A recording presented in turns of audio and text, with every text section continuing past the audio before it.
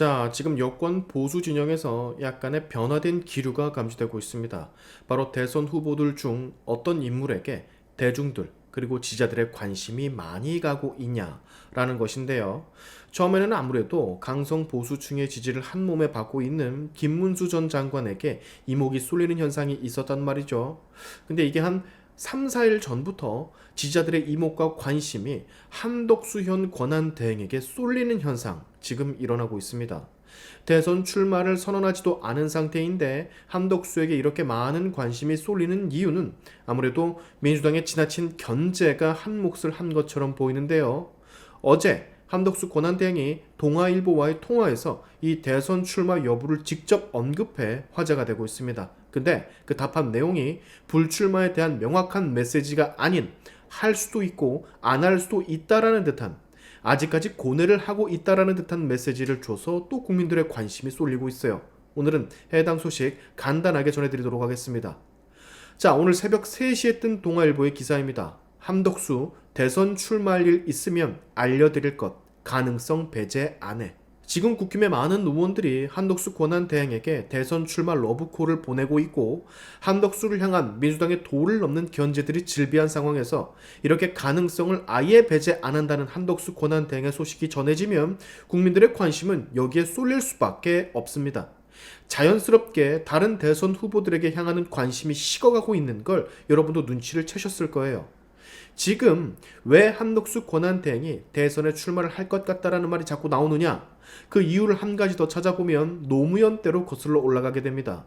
노무현 대통령이 탄핵 소추를 당하고 당시 고건 총리가 권한대행의 직무를 수행하고 있을 때 그 곁에서 고건 총리에게 권한대행으로서 대선 출마를 권했던 사람이 한덕수 현 권한대행이었다라는 거.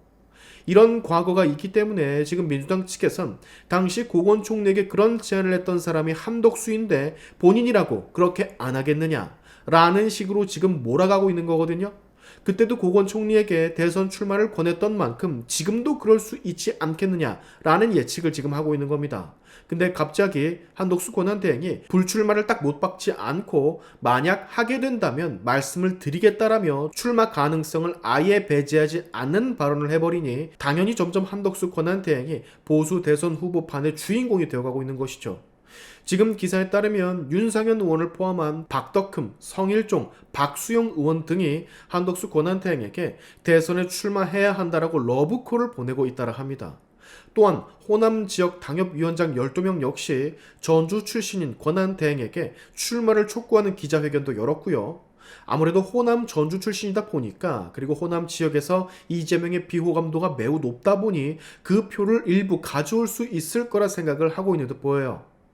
지금 국민의힘 한 의원에 따르면 한덕수 권한대행이 나오게 된다면 전폭적으로 지지를 하겠다는 의원이 무려 40명이 넘는 수준이라고 합니다.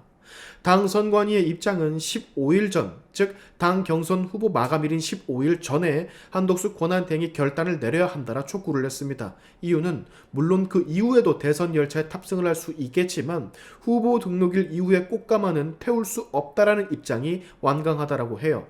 아무래도 이제는 한덕수 권한대행의 입장 표명만 남은 듯합니다. 민주당의 박찬대는 이런 소식을 듣자마자 헌법 파괴자인 한덕수를 국민이 뽑아줄 리 없다고 기대하지 말라라고 아우성 중이고요.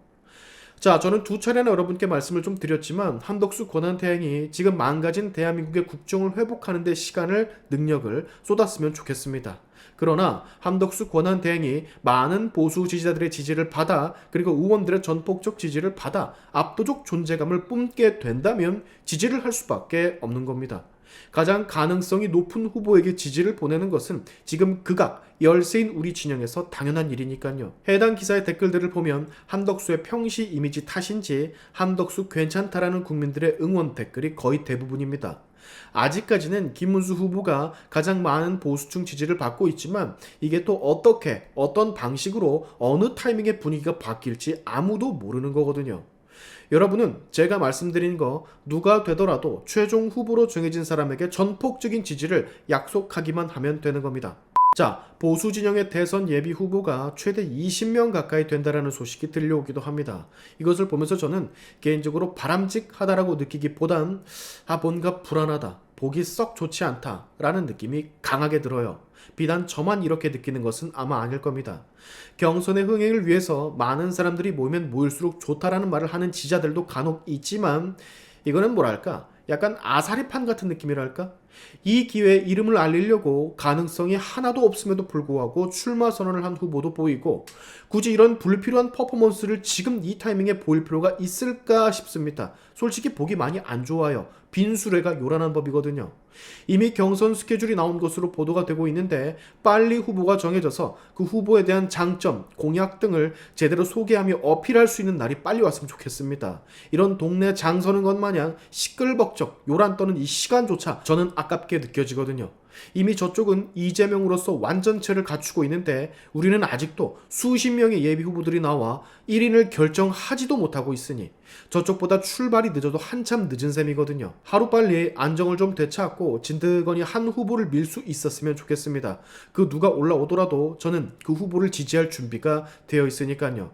공약을 보고 후보의 비전을 보고 지지하는 것이 당연히 마땅하지만 지금은 우리에게 그럴 여유가 아예 없다라는 거 명심해 주시길 바라면서 오늘의 샤인투프 여기까지 하겠습니다. 여러분의 영상 공유는 세상을 밝히는 힘이 되니까 꼭 공유 부탁드리면서 지금까지 영상이 좋으셨다면 구독과 좋아요 그리고 알림 설정까지 꼭 한 번씩 눌러주시면 감사하겠습니다. 다음에 봅시다.